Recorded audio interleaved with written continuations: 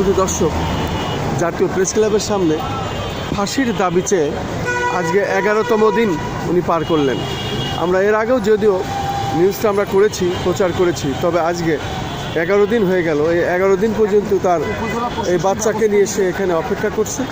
আসলে ন্যায় বিচার পাবার প্রত্যাশায়, এই ন্যায় বিচার পেতে সে তার দাবি একই, ফাঁসি চাই, ফাঁসি চাই, ফাঁসি চাই। সে ব্যানারে লিখেছেন পিরোজপুর জেলা মঠবাড়িয়া পৌরসভার 8 নং ওয়ার্ডের সবুজনগর গ্রাম নিবাসী মোহাম্মদ মুশাররফ হোসেনের কন্যা লামিয়া আক্তার মুন্নির হত্যাকারীদের ফাঁসির দাবি। অল্প একটু বলে ফেলেন, নাম পরিচয় দিয়ে বলে ফেলেন যে ফাঁসি। আমার নাম মোহাম্মদ মুশাররফ হোসেন। কারা কারা হত্যায় জড়িত বলবেন? হত্যায় জড়িত হয়েছে রাঙ্গারিপুন চেয়ারম্যান, রাঙ্গারিপুন জমাদ্দার, একসময় আওয়ামী লীগের 2 টার্মের চেয়ারম্যান ছিল যখন এই হত্যাযজ্ঞ চালায়। আর প্রাক্তন মেম্বার শহীদুল ইসলাম, আসান, শাহিদা বেগম, ফারুক পেদা, তারপরে কাকমুসলিম।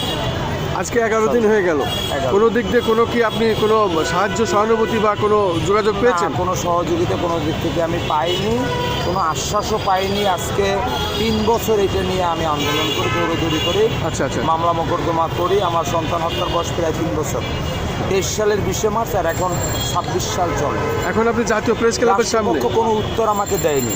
আপনি জাতীয় প্রেস ক্লাবের সামনে কার কাছে আপনার দাবি শেষ মুহূর্তে এসে দাঁড়াইছেন 11 দিন আজ? আমার দাবি হয়েছে প্রধান উপদেষ্টা ডক্টর মোহাম্মদ ইউনূস সাহেবের কাছে, আইন উপদেষ্টা আসিফ নজরুল সাহেবের কাছে, তারপরে স্বরাষ্ট্র উপদেষ্টার কাছে, এবং নির্বাচন কমিশনারের কাছে, যে আমার এই মেয়ে হত্যার বিচার না করে এই আওয়ামী লীগ দোসরদের এই নির্বাচনটাই আমি চাই। নির্বাচনটা আরও পরে হোক, আমার মেয়ে হত্যার বিচার আগে হোক।